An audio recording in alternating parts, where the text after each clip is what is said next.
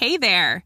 Did you know Kroger always gives you savings and rewards on top of our lower-than-low prices? And when you download the Kroger app, you'll enjoy over $500 in savings every week with digital coupons. And don't forget fuel points to help you save up to $1 per gallon at the pump. Want to save even more? With a Boost membership, you'll get double fuel points and free delivery. So shop and save big at Kroger today. Kroger, fresh for everyone. Savings may vary by state. Restrictions apply. See site for details. Thanks for choosing this free Anfield Index podcast. If you'd prefer to listen to this or any of our other shows without adverts, then now's the time to check out Anfield Index Pro. With AI Pro, you can supercharge your entire listening experience. You'll not only get all of our podcasts without the ads, but you'll have them far faster with our Quick Publish feature available exclusively for subscribers. AI Pro also puts you in the heart of our sound studio, with an option to listen to many of our shows live and interact with the podcasters in real time as the shows are recording. Upgrading couldn't be easier. AI Pro is available on all popular podcast platforms, and we have our own apps for Apple and Android. Just head on over to AnfieldIndexPro.com and get started today.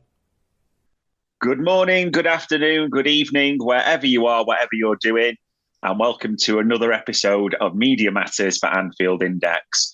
We're all feeling about, let's call it 2% better, ladies and gents, because the Reds won the other day, but obviously we're still getting the constant reminders, and we still naturally will until the end of the season. But I only spoke to him on Friday, to be fair, but I am delighted to be joined as ever by the renowned and respected David Lynch. David, how are we? Yeah, decent. We've kept up our record with this podcast as well. The wins keep coming. So, pleased to. It's loads of good stuff to get into for this one as well. Yeah, absolutely. And fingers crossed, this is even preempting ahead, but with a massive week coming, which we'll definitely talk about. It's the same feeling in a week's time as well. I mean, got to start because people will look for the obvious, but I want to start, I know you do, with Norwich. I mean, a great game, a proper cup tie in essence, and 5-2, both teams scored, different players on the score sheets, youngsters shining, and etc. performance. But we've got to start with the crowd. I mean, you didn't expect anything different, surely, did you? That 1 minute in, singing for Jurgen Klopp. It was always going to happen, wasn't it? Yeah, I know Jurgen was kind of joking about not being maybe too happy about that, but it was absolutely inevitable. It's a seismic week really in the history of Liverpool Football Club, and so obviously the crowd was always going to react to that. And I saw someone saying, it was a kind of an odd atmosphere in the build up to the game, people meeting up in the pub, and obviously the first thing you talk about is kind of that, and it is a negative. There's no other way of looking at it. I suppose everyone's sad that this is happening, and so it sort of brought an odd atmosphere to the build up to the match. But I thought, the upside of it all is that you've still got some months of Jurgen Klopp left, and I think what we saw on the pitch really got the crowd back up, because it's a reminder that this is the reason why everyone's sad, because he's a great man and a great football manager primarily, and that he's put a side together that can put on performances like this and be so convincing, even with a load of changes and some kids thrown in. So I think you saw sort of both sides of it, a bit of sadness, but also let's celebrate how great Klopp is between now and the end of the season, and hopefully enjoy a lot more performances like this. Yeah, and it was. I mean, it was a good performance, wasn't it? Because when you look at the scoreline, some people will say you conceded a few to Norwich, but it did have a cup tie feel of it, didn't it? End to end, Liverpool were going through it, and I mean, it could have been even more on the day, couldn't it? Yeah, I thought Liverpool were really dominant, to be honest. I mean, even at 1-1, I thought, okay, they scored from a set piece, and you don't want that to happen. And I'm sure they will analyse that goal to see how they can stop that being repeated. But I thought, Liverpool were fully dominant around, even around that. That was a minor setback in the game, and they just sort of kicked on from there. And then obviously Norwich's second goal is that I couldn't believe it went past Alisson, to be honest, because I just can't remember him being beaten from that sort of distance, possibly ever. Liverpool. So, a world-class goal and a set piece from Norwich. And then, but I thought every other aspect of the game, Liverpool were utterly dominant. And again, I say, with changes in there, with a load of kids in there, we really shouldn't take that for granted. They were extremely convincing and deserved to win, as you say, 5-2, maybe even more. Yeah, there was even a few Jota volleys that he blazed over. He had some great chances despite the hell of the finish as well. I mean, In a great way, and I'm enjoying this because we do often have quite a few candidates. Who did you sort of have for man of the match for you? Yeah, there is a few in there. I thought, I mean, special mention to McConnell because I thought, to do that on your full debut, really, really hugely impressive from him. But I thought the man of the match for me was Conor Bradley. I think just keeps going from strength to strength, doesn't he? I mean, when these youngsters come into the side, and he did straight after the Trent injury, you sort of think, when he gets to his first performance, and that was a strong one, you think, okay, brilliant. But, the real challenge of being a Liverpool player is building that and consistency, isn't it? That is absolutely key. But I think he's been great in every single game since. And yesterday was, the reason I give him man of the match, and that had a little bit of a cherry on top, so to speak, was obviously because he gets the 2 assists. But I thought he just performed at the level that he has since he's come into the first team, which is just, he battles, but he's got so much composure on the ball as well alongside that. It's just a perfect sort of right fullback. Obviously, he plays it in a totally different way to Trent. No one in the world plays the right back position like Trent. But what Bradley does, he plays it in an orthodox right back way, but just with unbelievable quality as well. Great on the ball, great in the challenge. If he gets beat, he's always immediately back in there. Got decent pace, just literally everything you want from a nailed on right fullback. So, yeah, just absolutely loving his performances, and he was man of the match for me yesterday. And the fact, you just think of him now as a first teamer. Same with Kwanzaa. These are kids coming into the side doing this. It's unbelievable, really. I asked you about 2 weeks ago, are we getting carried away? And with respect, I probably don't care now because we just are getting carried away in the best possible way, though. But is it right to do that way? Because McConnell's now on the list. Bradley. I mean, we don't even mention Jarell Quansah, and again, he was another steady Eddie yesterday. But the impact he's had. Bobby Clark was mentioned as well. Maybe we are getting carried away in saying this, but does this feel like a real sort of, and I hate this phrase, but I've seen it mentioned a lot, golden generation almost for this academy, realistically? No, yeah, absolutely. I think people should get carried away about it because I think it's true. I think it'll be interesting to see what they do in a post-Klopp world. I'll admit that because I think he's an unbelievable coach. But I think with some of these guys, Quansah, for example, and Bradley, they've been around him for long enough now that they've learned a lot of lessons. I don't think this is just a fluke of being put in a Jurgen Klopp team and playing well. I just think they are just excellent players and will be for whatever Liverpool manager comes in next. And I don't think I think you should allow yourself to get carried away because this isn't normal. To be able to, for McConnell to come in and slot in so nicely, for Bobby Clark to come on in substitute appearances and look so at home, for even by Bajcetic, I know they bought him at 16 years old, but you've still, how many players that get bought by clubs at 16 and don't make that final step? It's countless. So the academy is doing something there to help them take that step, and it's incredibly exciting. I mean, I look back to that picture all the time that you see, and it's got Gerrard, Dominic Matteo, Robbie Fowler, Michael Owen, Davey Thompson, and you think we're on the cusp of a similar thing happening here with over Carragher's on it, of course. Sorry, I would forget him. And you, like I say, you're on the cusp of a similar thing. If you include Trent in that, and I know obviously him and Curtis Jones are established in the first team, but it was a similar sort of time period. There was a big gap between maybe McManaman coming through and then Owen, for example. But it was a golden era for the academy, and I think we're on the cusp of something very, very similar here because.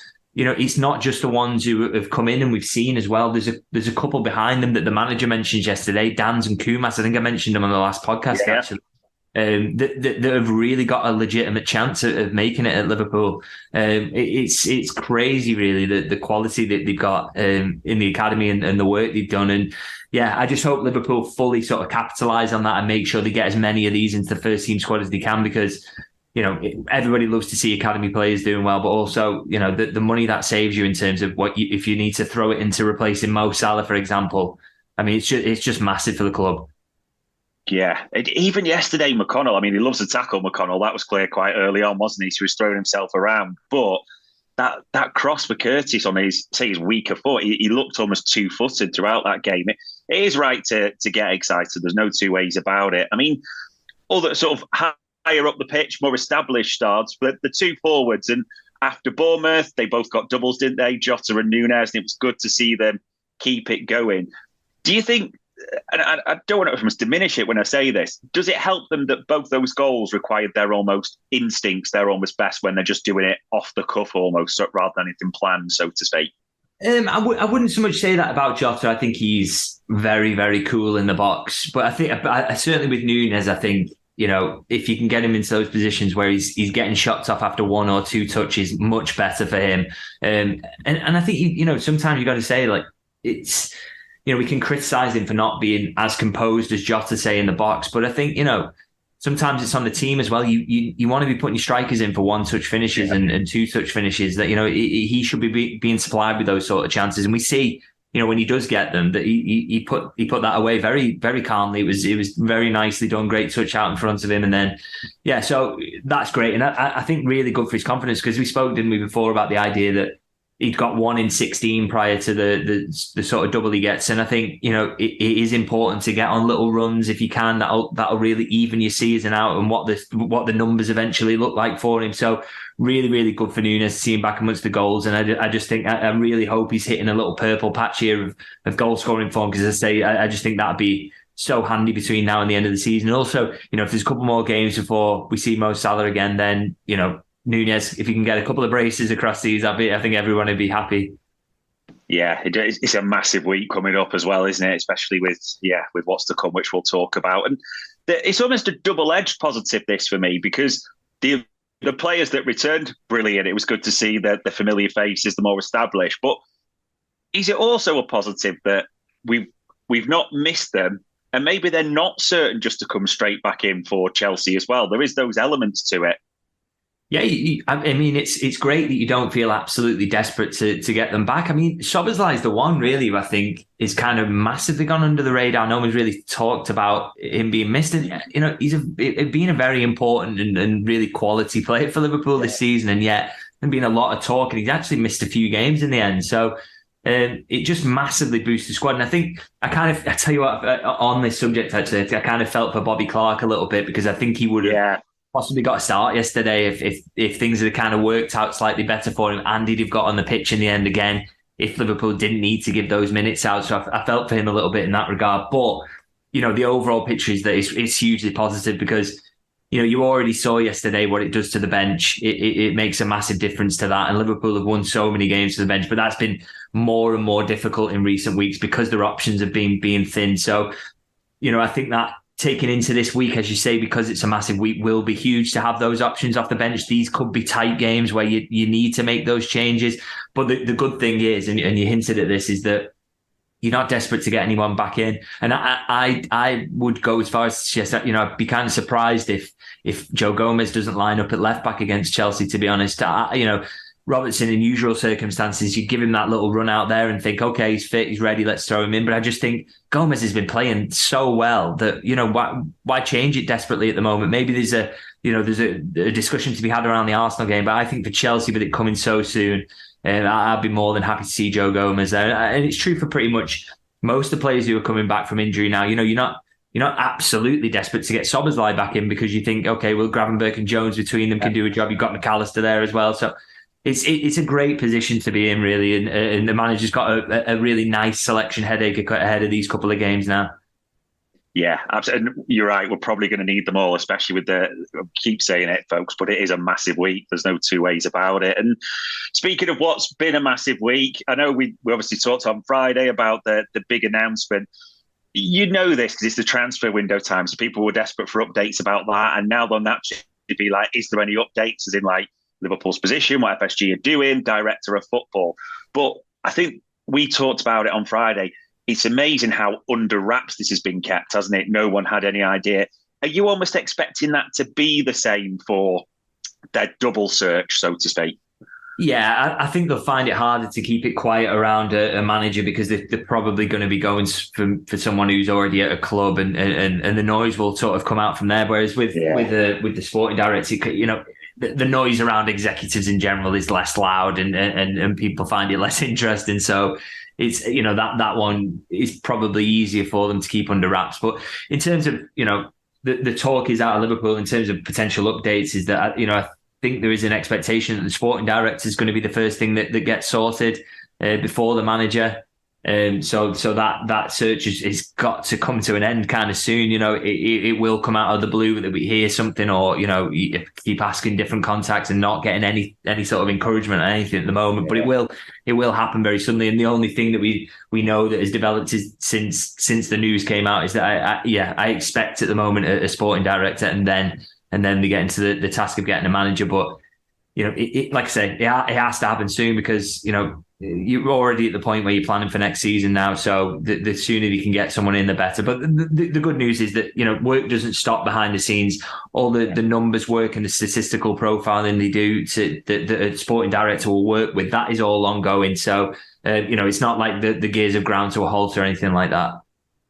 And it makes sense, because they've got to get both these appointments right, almost to replace Jurgen Klopp for 2 for 1, so to speak. That's the only way you can do it in that regard. And it was interesting to see a few of the interviews. I know you will have from Andy Robbo, and Curtis was after the game as well. As we kind of mentioned on Friday, and we hoped, this does seem to have almost, if it could even more, steeled their focus on the big prizes till the end of the season, hasn't it? Yeah, well, the Van Dijk one was really interesting, was it? Because he's captain and he really sets the tone. And for him to sort of say, this is how we want to go at this now, is basically we want to give him the best send-off possible. I mean, we spoke about it, didn't we, on the podcast around him leaving, in terms of, could this go either way? Could this be a negative? And you just thought, with the characters that you got in the dressing room, this was always going to be the way they were going to approach it. Right, well, let's make this a glorious finish to the Klopp reign. So it's good to hear that be said, and sort of, even though we expected it, and I thought that this is how they would go at it, and I think it will. I think it will give them that extra little push to get a little bit more out of this season if they can. And it's, in that regard, I suppose not a bad week for it to come out, because, as you say, two massive games coming up. So hopefully, this can give them a little drive to get over the line in both of them. And then, things will be looking really, really bright for Liverpool. Yeah, despite what fans are talking about, understandably, there's going to be nothing like that in the dressing room at all. And one story I almost want to jump back to, because I know for obvious reasons we didn't have time on Friday, but it was your sort of breaking story, the Annie Road upper, so the development, because people were thinking like, Chelsea, is this going to be it? Are we waiting for the news? But obviously I'll let you kind of break it again, so to speak, for those that have missed it. But it's getting closer, isn't it? That's the indication. Yeah, so the hope initially was that Liverpool would have it open for the end of January, which would have been the Chelsea game. But then they did always say, people I spoke to at the time were always saying, look, this is contingent on what happens in the cups, because, and I don't say unfortunately, fortunately Liverpool have gone well in the cups. That meant that they had a home semi-final in the Carabao Cup that was added into the calendar. Then they got a home draw in the FA Cup as well. So that has really sort of added a pause really. Every time there's a match on at Anfield, they're not able to work through that, so their work has to pause. So that has slowed things down a little bit. So yeah, Burnley's the next target, but again, no one's sort of nailing the colours to the mast on that being definite, because I think that the help is that obviously the next game after Burnley at home would be the home game that they've been drawn in now in the FA Cup. So that's a decent gap again. So if you can't get it done for Burnley, I'd be surprised if it's not open for that FA Cup game, which will be, it's another boost, isn't it? Another 4,000 fans in. So looking forward to that getting done. And hopefully soon. So a little bit of a delay, but again, it's come from a good place in terms of, because Liverpool are going so well on the pitch, they've added a couple of home fixtures in there that have slowed them down. But, I think everybody would take that to keep the quadruple alive. Hi everyone. This month, the channel is supporting a local charity based in Edinburgh called Steps to Hope. Steps to Hope helps support people who are experiencing homelessness and addiction. The founder of the charity, Richard Roncero, is currently doing a Sleep Rough campaign where he is sleeping rough on the streets in 8 different cities for 8 weeks. Please like, share and follow the Facebook page, and if you can, donate. Thank you. Yeah, absolutely. And I suspect FSG will take the extra income in that regard as well. So yeah, there'll be that element. And this might be the last time finally that we're talking about it in a way, but the January transfer window, it's kind of going further afield, because we know there's no expected arrivals, but I'm almost jumping a bit from what people were asking, but I think it's fair to link them together. With what's happening in the situation and the sporting director, is it almost fair to sort of dismiss links that until a sporting director comes in? Or do you think actually that they could still be planning without that? How do you see it? Yeah, so it's one of those really that anybody who's saying Liverpool are going to push for X or Y, I wouldn't believe that for a second. But anything, for example, we spoke about a report I wrote recently about Usman Diomande at Sporting Lisbon. He's a player that they like. Stuff like that is absolutely going on in the background.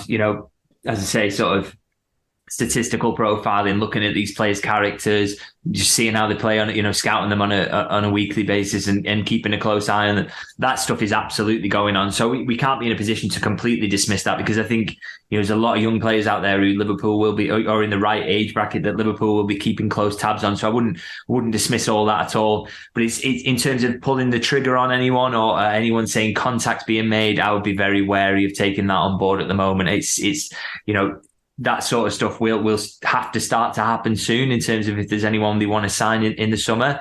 And, over the next couple of months, that sort of stuff will have to happen. But like I say, they're going to have someone in charge of that, the sporting project to be doing that, to pull the trigger on anyone. And while they've not got a sporting director or a new manager lined up, I wouldn't expect any transfer business to be progressing at the moment now. And it makes sense of what you're saying, because if you don't get that sporting director in soonish, you can end up behind the curve from where other clubs are as well. Yeah, hopefully we get some news on that. And with it being so close to the deadline, I know we've talked about a few of these players, but people like Nat Phillips, Owen Beck, are we expecting late developments for them still, possibly? Yeah, hopefully. I think with Nat Phillips, there's sort of talk about some championship clubs being interested in him possibly. So I'd like to see him get out and play football. I still find it bizarre that loans haven't worked out for him. I still think there's a player in there, not necessarily for Liverpool, but at a decent level. It amazes me really that he's struggled as much as he has. And with Owen Beck again, the only option he has is to go back to Dundee, and I think I mentioned that early in January actually in the pod. I hope that happens for him. I think that's a possibility, and I would love to see him go back there, because he's been brought back, hasn't he? And things haven't quite kind of worked out with him getting game time. He got that little appearance at Bournemouth, but it'd be great to see him go back to Dundee, because he was flying there. He was doing really well, really building his reputation up as well. So I'd love to see that happen between now and the end of the window. Yeah, especially with Robbo back, Tsimikas we've seen on the grass now as well in the training photos. It just seems the logical course for everyone. And I mean, we got these players back. We've said it, this must be the 26th time on this podcast, but it's true. It's a massive week. It does feel pivotal with Chelsea at home on the Wednesday, Arsenal on the Super Sunday. I mean, I want to almost think about it, separate the games a little bit. With Chelsea being the one at home, and we've talked about maybe the way he looks in terms of, and you mentioned there Gomez, you think instead of Robertson likely. Do you think with it being at home and Chelsea first, any other players that will get the nod for that one are you fancying? I suspect maybe Szoboszlai will come back in, just because I think I don't know if maybe Gravenberch is maybe seen as a natural on that right-hand side. I think they would prefer him on the left when he's playing, and I think Szoboszlai is a little bit more natural. You saw, he hasn't been out for a long time, so match fitness isn't a worry with him. And I think you saw, the quality he brings, and also, the underrated element with Szoboszlai, I think his attacking output kind of dropped off a little bit towards the back end of before his injury. But his defensive work is remarkable, and I think that more than anything will be a reason that why Jurgen Klopp might want to get him in. I think he's just a little bit more switched on defensively than Gravenberch maybe, so I think he'll want to get him in. And I think Szoboszlai, Jones, McAllister is Liverpool's strongest midfield at the moment. So if he can name that, then I think he's going to want to go with that. And as I say, on the Joe Gomez thing, I just think he's playing so well at the moment. You don't need to rush Robertson. Maybe if you can get him back in for Arsenal, that's a great rotation between those two. Would love to see that. I think that'd be a good opportunity for Robertson to come back in. But yeah, Joe Gomez against Chelsea for me, just because he's playing so well, and we don't need to rush Robertson. So don't do it. Yeah, it's got to be right. And we almost. I'm forgetting about Trent there as well. I think Trent's nailed on to come back in. Just because, again, not missed, similar to Szoboszlai, not missed that much football. Bradley has been playing well. Don't get me wrong; he's been absolutely phenomenal. But I just think Trent is so influential that as soon as he's fit, you've got to throw him in. I think he will absolutely come back into the team. Seems crazy, doesn't it? We've seen almost ridiculously harsh on Conor Bradley, but understandable at the same time from what we're going in. And I was jumping ahead to that Arsenal game, and I know you've said this before on the pod. Do you think the forward line, are we more likely to see possibly Jota at home against Chelsea and Diaz come in, or do you think there's any sort of picks for the forward line in either of those that he'll make deliberately? I think it's tough at the moment because I think, we've spoken, haven't we, many times about, I think Jota is the better at home, certainly on that left wing, and Diaz maybe the better option away because of the different profiles they've got. But I think because Salah's out at the moment, you kind of don't have that luxury of sort of making those picks really. And so it's, it's going to be an interesting one really to see how he goes with that. I think kind of difficult to predict, to be honest. I think Nunez stays in the team for both, doesn't he? I'd be amazed if he doesn't start both. Then beyond that, I think he's just going to be desperate to get Jota in the team for both because, again, he's the most reliable goal scorer of the three. And then, then your choice is then Gakpo or Diaz on that left-hand side, I suppose. And it's kind of, at the moment, I just think Diaz is the better pick there, really. So I think that's kind of harsh on Gakpo, but he's a great sub to have as well. Even if you go with the same starting front three in both games, I think Gakpo is such an unbelievable option off the bench, and he's so intelligent, and he can play anywhere across the front line as well. I mean, he's going to have to because to get the players through this little run as well, going to have to bring one of those forwards off at some point and give them a rest. So whatever he goes with up there, I think they're all going to be absolutely vitally important. Especially on that right side, because we almost thought it would be Harvey Elliott that will get extra game time, but it's been a full rotation. Elliott's had a bit, Diaz has even had a bit on the right, as you said, Gakpo's had a bit. So it is so hard to call, but as long as the team's doing the business, that's what it comes down to at the end of the day. And we've never really gone Mystic Meg and prediction time in this pod, and I don't want to sort of go fully there, but because it is a massive week, what do you think that privately Jurgen Klopp maybe, if we got X amount of points, I'd be happy with that and move on to the next stage? I think you'd have to say 4 is good. I mean, you'd be disappointed not to beat Chelsea at home, given how poor they've been this season. That really will feel like a little bit of a letdown. I know they found a bit of form recently, but I still just don't think they're very good, to be honest. Even some of that form has been that upturn in form has come about through some poor performances at times, and I just don't think they're a very good side. So, you've got to win that. And then Arsenal away, I think we saw in the FA Cup game and at Anfield, actually, when we played them recently, that can be difficult. I know everyone's down on Arsenal at the minute, but they're still up there in the table, and playing them away from home is still extremely difficult. So, a draw in that wouldn't be an absolute disaster, and it kind of maintain Liverpool's position. So I think 4 points from this will be great. But I mean, if you win it, and if you come out of this with 2 wins under your belt, the confidence boost that provides, and knowing that you're top of the league as well is just huge. So and at the end of the day, Liverpool are good enough to win both of these. So it's not, I wouldn't be stunned and Jurgen Klopp won't be approaching the Arsenal game thinking, I'll take a point. He'll be he'll just go there trying to win. In the end, you'll settle on a point if it happens at Arsenal, but ultimately you'll think they can win both of these, and they absolutely can, because Liverpool are the best team in the league at the moment. The table tells you as much. So they've got all these options back as well. So it's, they're taking a really strong side, really strong squad to Arsenal there. So yeah, I'd love to see 2 wins. I think they're absolutely capable of it. Yeah, no doubts about it at all. It's like you said, Chelsea's form, when you look at it, it's been, especially away, horrendous. There's no two ways about it.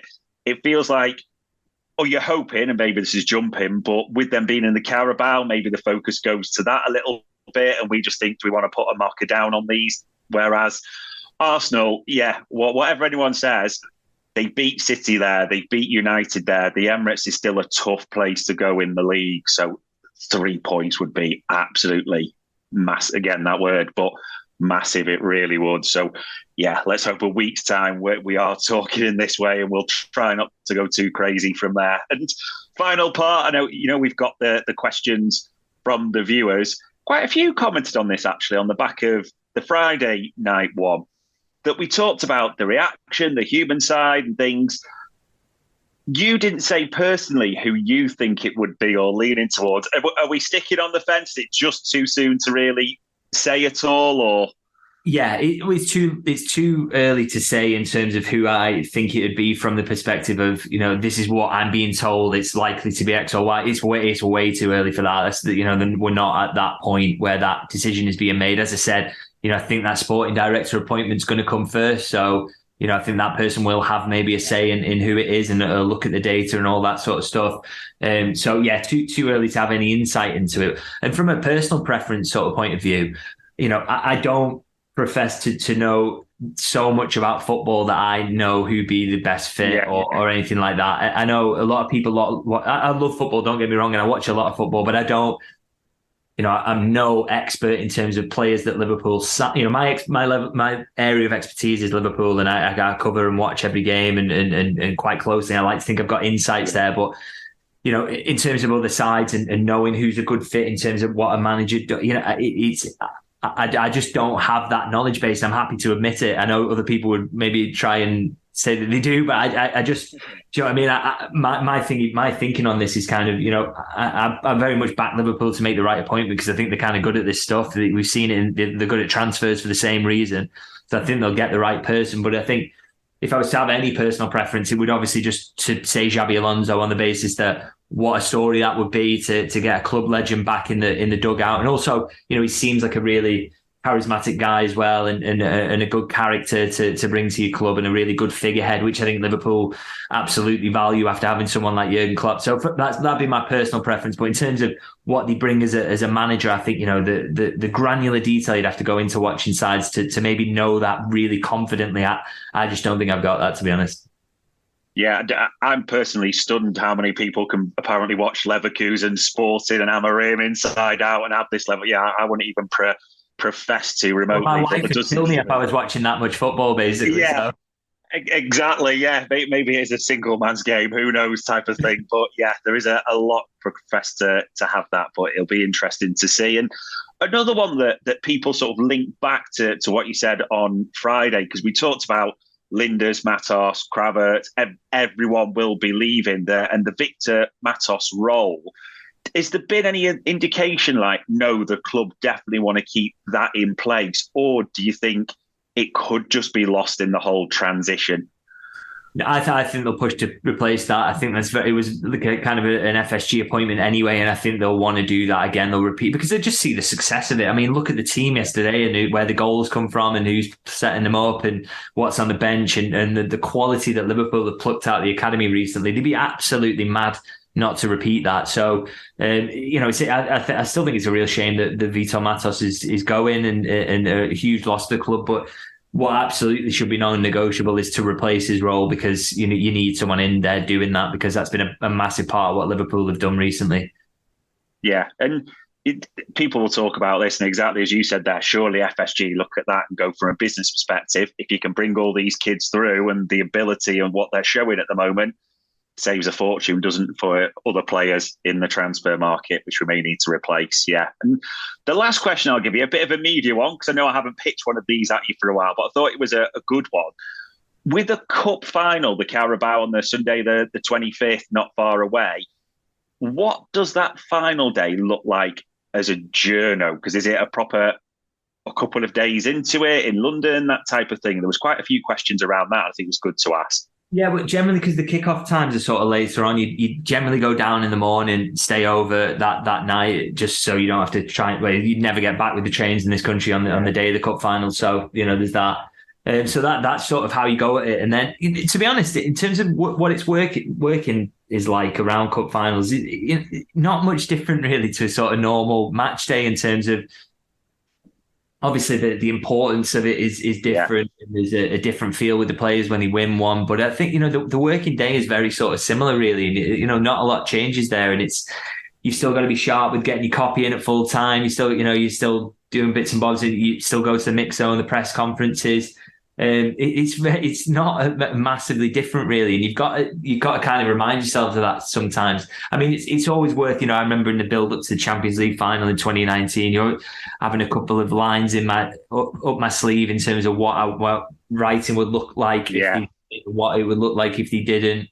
You've always got to be prepared for that, and it's a binary outcome. They're going to win or they're going to lose, so that you do that prep in the build up of thinking, how am I going to approach this if this happens or whatever. But sometimes, even that can get scuppered by events on the day. Say Núñez scores 2 goals in the 95th and 96th minute to win, then anything you prepped wouldn't do justice to what you witnessed. So you've got to you tear the script up a little bit and go at that. But you try and keep it basically, as I say, as normal a day as possible, and then hope that they win on the basis that you get more action in the mix zone. The press conference is a little bit more upbeat, and it's always much more enjoyable in those situations.